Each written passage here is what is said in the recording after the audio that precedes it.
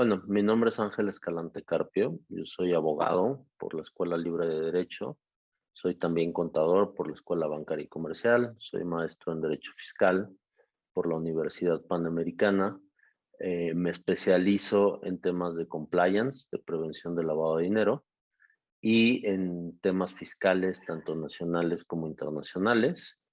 Eh, yo tengo mi propia firma, que se llama Escalante y Asociados. La firma lleva 7 años en el mercado, con un periodo de 2 años en el que estuve colaborando en una firma distinta, que es Nader Ayo y Gebel. Y básicamente eso es, actualmente estoy en mi despacho desde hace 6 meses y yo creo que estamos ubicados como una firma boutique que es de las pocas que integran todo el tema fiscal con el tema de compliance, tanto fiscal como de prevención del lavado de dinero. Cuando inició la pandemia, yo estaba en una firma de las que son consideradas Big Law, y pues definitivamente lo que reinó en ese tiempo fue el desconcierto, la incertidumbre y había un plan muy importante en tema de seguridad de la información, medios informáticos, electrónicos, forma de colaborar, y eso nos permitió desde el día uno poder tomar nuestras actividades todos trabajando desde nuestra casa con la seguridad de cuidar la información de nuestros clientes. En ese sentido estábamos muy preparados. Lo que sí, y yo creo que nadie estaba preparado, era para los movimientos económicos, que al final la parte legal no es más que una respuesta a movimientos económicos y a instrumentar transacciones y demás, o sea, que requerimos que la economía esté viva, ¿no? Para que esto esté pasando. Entonces, en esa parte, pues nadie estaba preparado. Lo que sí era cierto es que tecnológicamente la firma estaba muy preparado para hacerlo. El gobierno, como todos los entes y agentes de la economía y del país, lo tomó por sorpresa. En mi parte, que es la parte fiscal y la parte de compliance de prevención del lavado de dinero, ya hay avances muy importantes de cumplimiento electrónico. O sea, ya había un camino muy andado de presentación de declaraciones, de muchos trámites por internet, de presentación de reportes, y sin duda eso no cambió y eso dio una muy buena respuesta. Donde las cosas se complicaron muchísimo fue todo lo que implicaba una interacción con la autoridad. Hay muchos temas muy sonados donde el SAT ha tenido muchos problemas para atender a los contribuyentes mediante las citas, ¿no? Hay muchas notas que hablan de lo difícil que es conseguir una cita. Han habido casos de corrupción muy sonados que ha hecho saber el Servicio de Administración Tributaria, porque pues el hecho de no poder conseguir una cita te implica que no puedes presentar un aviso, que te puede llevar a determinadas multas. Entonces, esa parte del gobierno definitivamente sufrió muchísimo. Era muy difícil encontrar al funcionario indicado. Y por otro lado, algo que se criticó muchísimo al gobierno, con o sin razón, es que por lo menos en la parte fiscal no hubo una suspensión de plazos.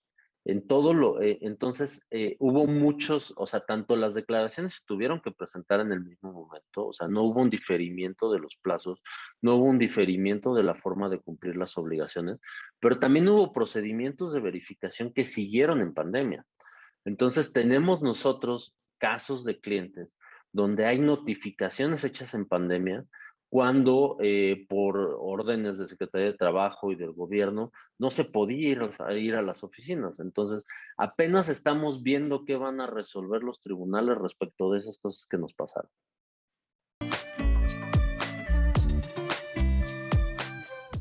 Yo creo que cada vez hay más distancia entre las firmas tradicionales grandes y las firmas boutique medianas o los alternative legal providers. Es decir, hay dos nichos ya muy distintos y diferenciados. Eh, coincidimos todos en que la necesidad es dar seguridad jurídica a nuestros clientes y hacer que las transacciones pasen de la mejor forma posible y ayudarlos a cumplir en sus obligaciones día a día. Sin embargo, los enfoques son muy distintos. Mientras las grandes firmas buscan generar, digamos que tecnología propietaria, legal tech, que los ayude en determinadas funciones, para las firmas boutique eso es todo. O sea, nosotros ya no podemos darnos el lujo de ser ineficientes por varios temas. Primero, porque lo que hizo la pandemia fue precipitar todo. O sea, cuando urge algo para un cliente, de verdad le urge y de verdad te necesita y necesita que le des una solución, quitándole el menor tiempo posible, conociéndolo lo mejor posible.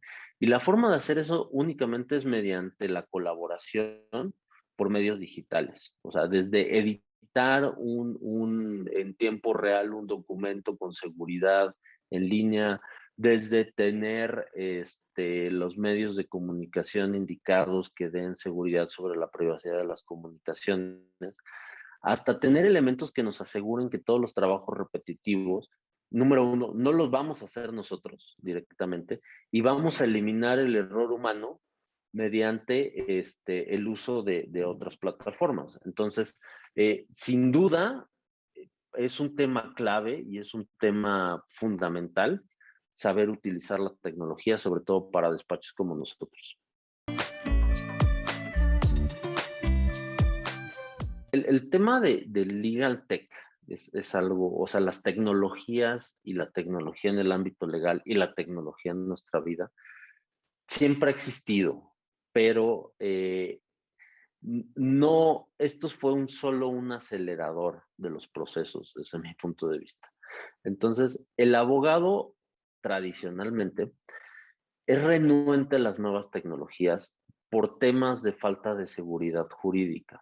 Es decir, eh, si nosotros tenemos que presentar una demanda y esa demanda vence un día determinado, no queremos confiar en que la tecnología nos impida su presentación, porque además es muy difícil demostrar que el sistema falló y que por eso no se presentó. Eso, llevado a la vida de los abogados, nos hace entender que somos muy renuentes a aceptar tecnologías, ¿no? Entonces, en un ámbito personal, ¿cómo cambió? Pues para empezar, los abogados estamos acostumbrados a estar en una oficina colaborando entre nosotros. Entonces, esto nos obligó a cambiar nuestra forma y nuestra dinámica de trabajo. También todavía hay muchos abogados y muchas firmas que revisan los documentos impresos y hacen correcciones y revisan los documentos y demás. Esa forma también a nivel personal cambió muchísimo. Y algo que a lo mejor no se habla lo suficiente es el tema separación trabajo, vida personal. Porque al hacer el home office, pues nuestra forma diaria, trajimos el trabajo a nuestra casa. Y entonces esa separación que había de salir de la oficina, ya no estoy trabajando, ya no existe, ¿no? Y tenemos que buscar formas de hacerlo. Entonces, personal y profesionalmente, ¿qué cambió?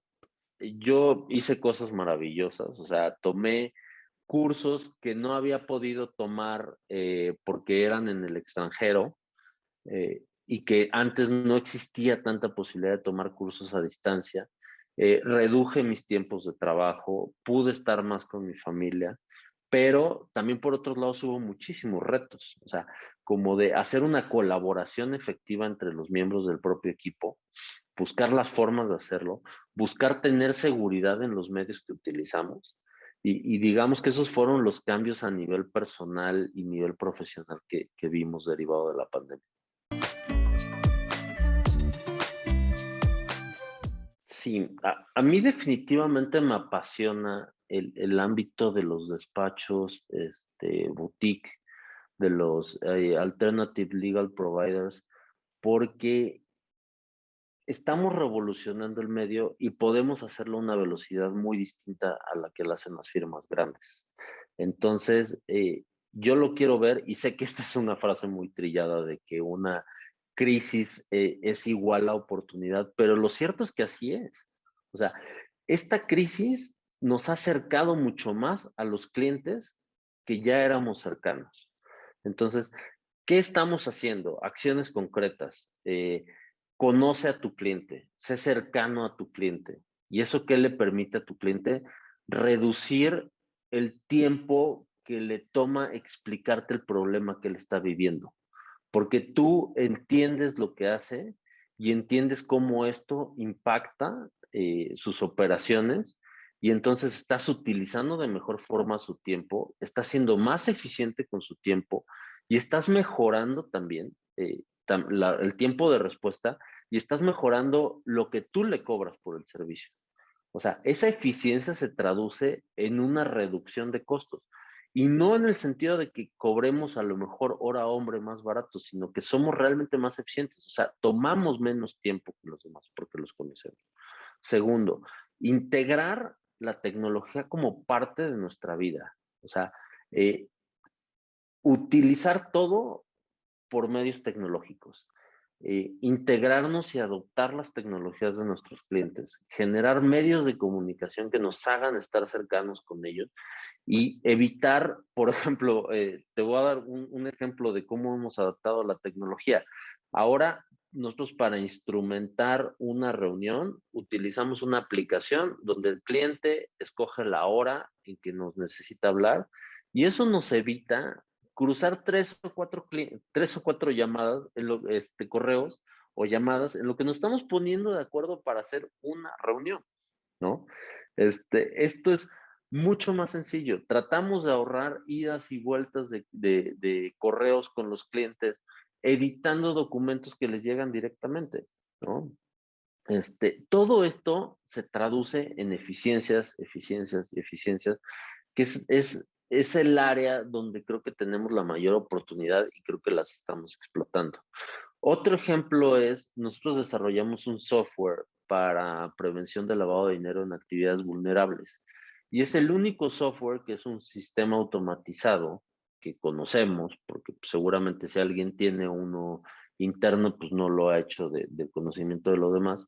Y esto nos permite dar servicios que tienen toda la seguridad de que una máquina los está revisando, más una persona, y además con un costo muchísimo más bajo del que tendrían para ellos, ¿no?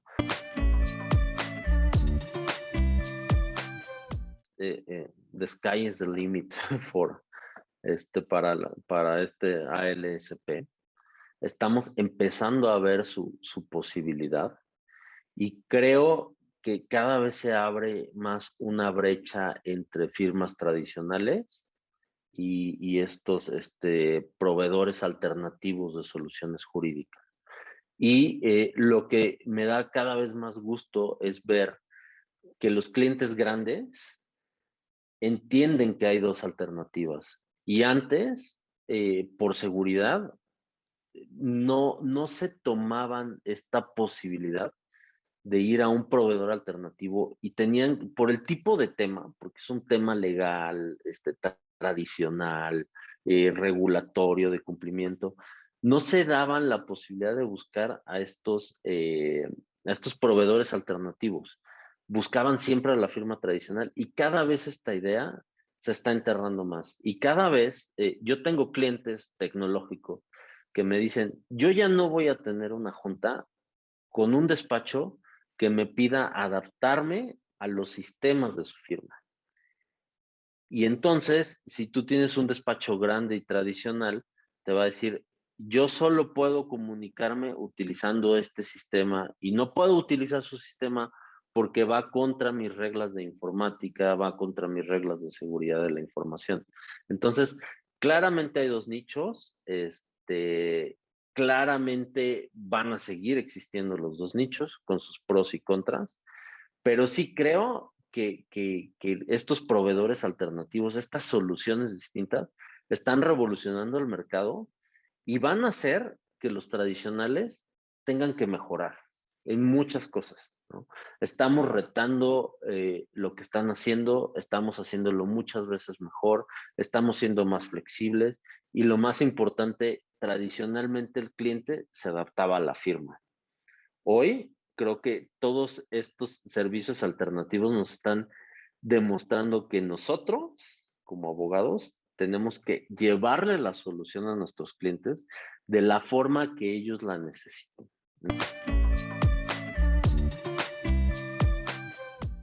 Las empresas están implementando la innovación como parte de su modelo de negocio.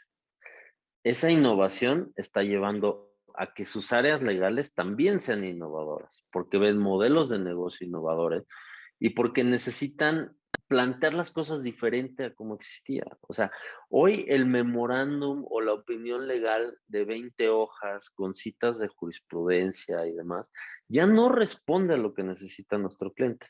Entonces, eso, o sea, porque el mismo cliente no va a ir a leer una opinión de 20 hojas a su consejo de administración o a su CEO o a su CFO.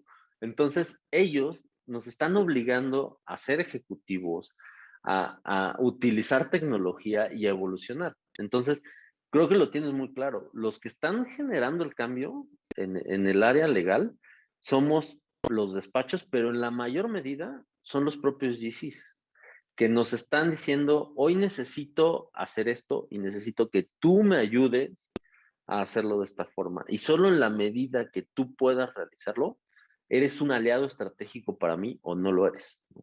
Entonces, creo que coincido totalmente contigo.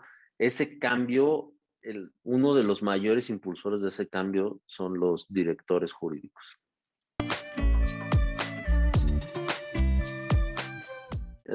Tradicionalmente, o esa fue la imagen con la que yo estudié, cuando estudié en la Escuela Libre de Derecho, el abogado era una especie de contralor o de mamá de la empresa y era quien le decía lo que podía hacer a cada una de las áreas, ¿no? Hoy creo que eso ha cambiado también por temas de pandemia y ahora yo siento que lo que está mandando son las áreas financieras y las áreas de negocio.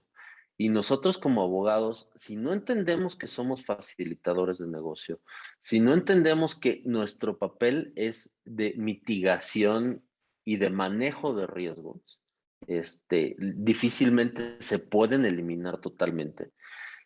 No estamos respondiendo a esa realidad. O sea, no estamos respondiendo a la realidad de negocios, a la realidad de innovación. Pensemos en temas de ESG, de empresas sustentables, donde tenemos que empezar a aprender a vivir con temas donde no vamos a tener toda la regulación necesaria para saber que estamos haciendo exactamente cumpliendo la ley porque la ley ni siquiera existe, ¿no? Hoy las empresas necesitan tener soluciones innovadoras y tú como abogado necesitas entender que una solución que tú propongas que sea contraria al negocio, que no tenga una razón financiera, que no tenga una razón en la operación de la empresa, no va a funcionar. O sea, entonces pasamos de un esquema donde el abogado decía lo que se puede hacer o no, a un esquema donde esto se tiene que hacer y el abogado tiene que dotar de seguridad jurídica esa operación. Habrá temas donde sí tenemos que decir, hay una prohibición legal, no se puede hacer. Pero en la mayoría de los casos, las empresas no buscan hacer cosas ilegales, ¿no? Creo que todos entendemos eso. Las empresas son empresas porque buscan tener ganancias lícitas. Quieren innovar, o sea, quieren hacer las cosas distintas. Y entonces eso nos genera retos más allá de nuestra formación de abogados. Yo todavía me acuerdo, cuando estudié en la Escuela Libre de Derecho, no tuve una sola materia donde te enseñaran cómo cotizar un proyecto. No tuve una sola materia informática. Tuve puras materias estrictamente legales, que me encanta, ¿eh? Y yo soy, yo podría leer libros de derecho romano, pero esa es una vocación personal. O sea, hoy tu cliente valora mucho más que tú puedas hacer una integración de servicios, le des lo que necesite, cobres lo justo, tanto para nosotros como para ellos, y escuches a su área de negocio, entiendas lo que tienes que hacer. Eso es lo que están buscando. Esto también es una transformación. Anteriormente, los despachos grandes o medianos requerían muchos pasantes, ¿no? muchos pasantes porque había que ir a los juzgados, visitar cada uno de los juzgados, revisar el expediente, había que transcribir cosas, había que hacer muchas actividades rutinarias que ya no tenemos que hacer, ¿no? Este, digamos, cuando yo fui pasante en temas de litigio, mi labor diaria era ir a tribunales y recorrerlos y tomar fotos o transcribir acuerdos, ¿no? Hoy nuestros abogados van una vez a un juzgado y para un tema muy específico. Entonces, eso hace que el perfil de nuestros pasantes, que son nuestros temas más juniors, sea totalmente distinto. Entonces, ¿qué skills busco en ellos? Primero busco que tengan esa capacidad de entender otras cosas. O sea, el abogado prófugo de las matemáticas que nunca va a poder usar un Excel, definitivamente no nos va a funcionar, ¿no? Y no creo que le funcione a nadie. O sea, tienen que poder utilizar todas las herramientas. Es más, yo diría que un abogado que no pueda hacer una buena presentación, que no tenga esa capacidad de síntesis, que no tenga esa capacidad de entender económicamente qué está pasando, o sea, qué modelo de negocio, dónde está la utilidad de nuestro cliente, dónde están sus riesgos, no nos va a funcionar, ¿no? Entonces, creo que por lo menos yo estoy lejos de ese ratón de biblioteca que no entiende que tenemos que dar soluciones prácticas, innovadoras, y que tenemos que ser ese motor de cambio en la sociedad, ¿no? Entonces, esos son los skills que yo busco, o sea, tener entendimiento de negocios y tener la capacidad de, de, de hacer cosas distintas que no dice el Código Civil que se escribió en el 28, ¿no? O sea, que 100 años después tenemos que hacer las cosas distinto. Esas son los skills que yo creo que tienen que generar sí o sí los nuevos abogados. Y en eso soy muy estricto. O sea, quien no crea que va a desarrollar esas habilidades, pues simplemente no creo que tenga cabida en un despacho como el nuestro, porque nosotros no necesitamos gente que transcriba, gente que copie, gente que haga esas actividades que no agregan valor. O sea, para nosotros cada pasante o cada paralegal que entra es una parte del equipo y tiene con su grado de experiencia, tiene que tener la posibilidad de entender lo que estamos haciendo todos. Y si no tiene esa capacidad ni de entenderlo y en algún momento de sumarse, no puede ser parte de este equipo.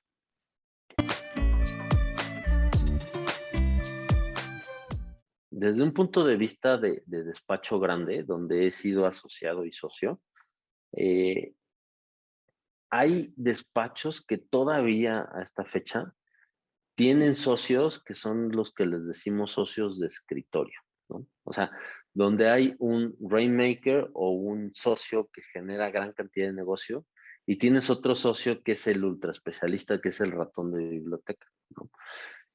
Cuando empezó la pandemia, se vio una tendencia a que estos socios tienen que desaparecer.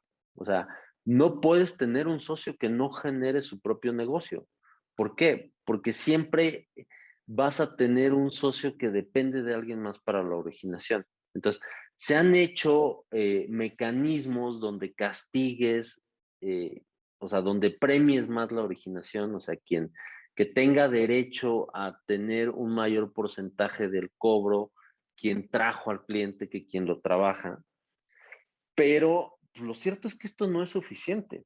O sea, todos los despachos deben de promover que todos los miembros sean capaces de generar clientes, ¿no? O sea, simplemente creo que ya no es, no somos un modelo de negocio tradicional en ese sentido. O sea, tenemos que tener la capacidad de generar al cliente y de atenderlo, ¿no? Eso es desde un punto de vista de despacho grande. Ahora, desde un punto de vista de despacho grande, no hay manera de que tú seas socio perdón, de un despacho más chico como el que tengo actualmente.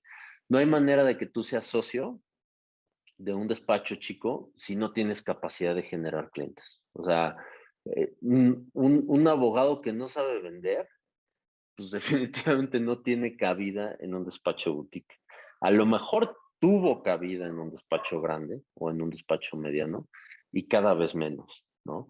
Y ahora, si lo ves trasladado a un despacho boutique donde tiene 1 a 5 socios, pues es cada vez más importante que los asociados puedan vender. O sea, ellos son tus representantes de ventas.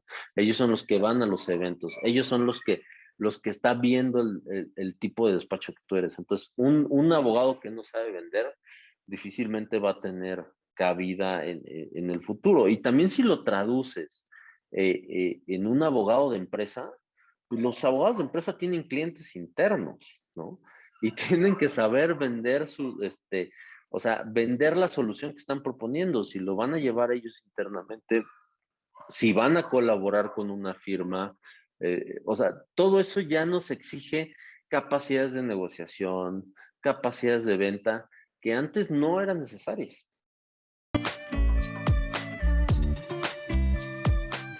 Bueno, pues yo vengo de una escuela súper tradicional, la cual admiro y creo que es la mejor escuela de derecho que existe. Pero por lo mismo me pude dar cuenta que yo tenía un gap gigantesco en temas financieros y administrativos. Y para yo cubrir ese gap, tuve que estudiar una segunda carrera, ¿no? Entonces, yo ya tenía una firma sin saber que tenía que saber administrar, sin saber que tenía que saber hacer marketing, sin saber que tenía que tener una misión, visión y valores, tenía que enfocarme en determinados clientes y tenía que darle cierta estructura a una organización. Entonces, ¿qué creo que hoy es indispensable? Tener nociones de administración, tener nociones de registros humanos, tener nociones de temas financieros, que eso creo que hay universidades que ya lo hacen muy bien y hay universidades que no lo hacen muy bien. Y tener esta noción de cómo, y esto a lo mejor es un tema que suena muy banal, pero realmente es un punto decisorio, que es saber cómo cobrar. Y ese saber cómo cobrar no es cobrar lo más barato, es cobrar lo más justo para ambas partes.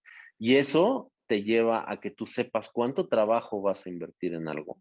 Y además te lleva a que tengas que ser más eficiente para poder cobrar mejor. O sea, no se trata de abaratar los servicios legales, se trata de eficientarlos para cobrar lo mejor posible. Entonces, ¿qué creo que yo no sé cómo sobreviví sin tener esos conocimientos que hoy tengo? Es entender temas administrativos, entender temas financieros y entender temas de marketing. O sea, eh, digo, con lo que engloba cada uno de ellos, sé que son temas muy amplios, pero tener una noción que hay una vida más allá del derecho y que una firma no deja de ser un negocio.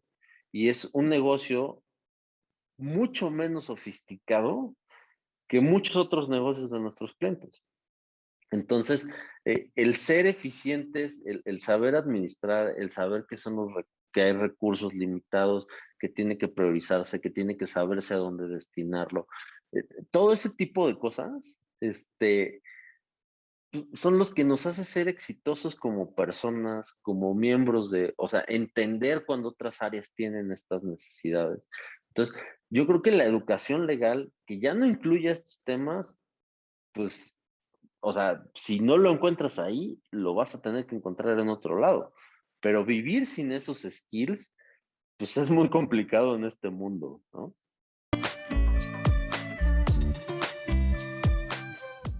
Yo creo que Legal Tech y los alternative legal providers van a ganar cada vez una posición más grande del pastel. Creo que lo que están haciendo clientes transnacionales muy grandes que están buscando firmas tradicionales para unos temas, pero para otros temas específicos están buscando quien le dé la mejor solución y esa mejor solución no está en la firma tradicional grande. Va a ser que se revolucionen las firmas grandes y que las ALSPs pues cada vez tengan un porcentaje más grande del mercado, ¿no? Que veo pues que cada vez las labores rutinarias las van a realizar más sistemas informáticos y eso hace que las personas que estén estudiando derecho tengan que salir a hacer actividades que aporten mucho más valor, o sea, tengan que involucrarse mucho más rápido con el negocio. Un ejemplo es, cuando yo trabajé en la notaría y era pasante, había toda un área de secretarias transcribiendo cosas. O sea, eso va a cambiar, ¿no? Entonces, ¿cómo veo esto? Veo que los servicios legales cada vez van a estar más enfocados al cliente. O sea, que nosotros como profesionistas independientes tenemos que escuchar al cliente. Y ahí creo que hay un gap muy amplio. No los estamos escuchando. Entonces, ¿qué veo de aquí a 10 años? Servicios volcados enteramente a lo que necesita el cliente.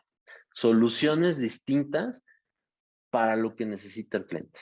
O sea, y eso implica que ya los clientes no necesariamente van a ir a la firma más renombrada porque es la firma renombrada y ellos tienen que hacer lo que la firma renombrada quiere. Eso va a seguir pasando, ¿no? Y lo veo de aquí a 10 años. Pero veo que esta firma renombrada o se adapta a sus clientes o habrá alguien que se adapte al cliente y ese es el que va a captar el mercado. Y veo abogados, veo al abogado tradicional que tiene su libro enorme al lado y está tomando notas a mano cada vez más lejos. O sea, cada vez lo veo más desfasado de lo que está pasando. Y entonces veo abogados que puedan entender lo que es un valor presente, que puedan entender las restricciones de logística, que puedan entender modelos novedosos. Creo que esa transformación ya está ahí y en 10 años va a ser totalmente patente y no sé qué lugar vayan a tener los abogados tradicionales en eso.